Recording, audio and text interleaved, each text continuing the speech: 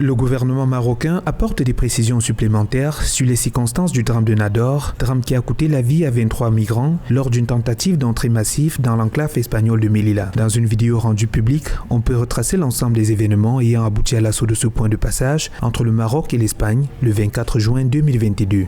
Les images montrent des migrants regroupés en forêt. D'après les autorités marocaines, ce rassemblement avait été repéré la veille, les forces de l'ordre allant désarmer ceux parmi les migrants qui avaient des armes. L'attaque rassemblant 2000 migrants a été lancée à 7 h du matin à partir d'un point de rassemblement dans une forêt. Ils avaient pris le soin au préalable de faire diversion en allumant un feu dans une forêt voisine, amenant des autorités à utiliser des canadaires pour l'extinction de cet incendie.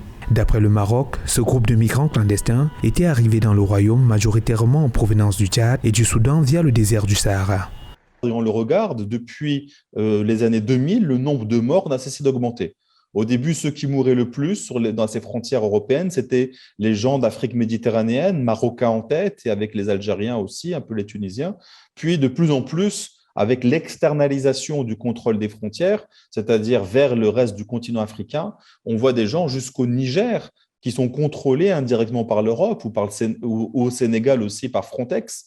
Et donc, il y a des passages de plus en plus lointains, de plus en plus dangereux et de plus en plus de morts.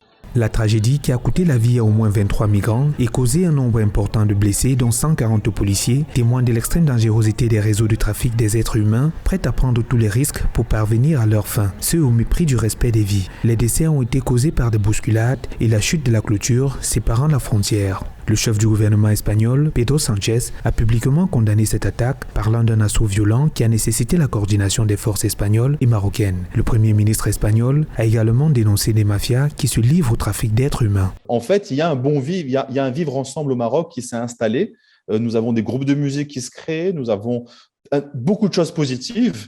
Et effectivement, ces frontières-là nous montrent un aspect de la migration, un aspect violent, compliqué, attentatoire aux droits des personnes migrantes, et on oublie tout le reste de la société marocaine. La politique migratoire marocaine, prônée par le roi Mohamed VI, a en effet permis à des centaines de milliers de migrants africains de s'installer légalement dans le royaume, bénéficiant d'une vie décente. Le Maroc s'est toujours posé comme une terre d'accueil et regrette cette volonté de quelques acteurs de ternir sa réputation internationale.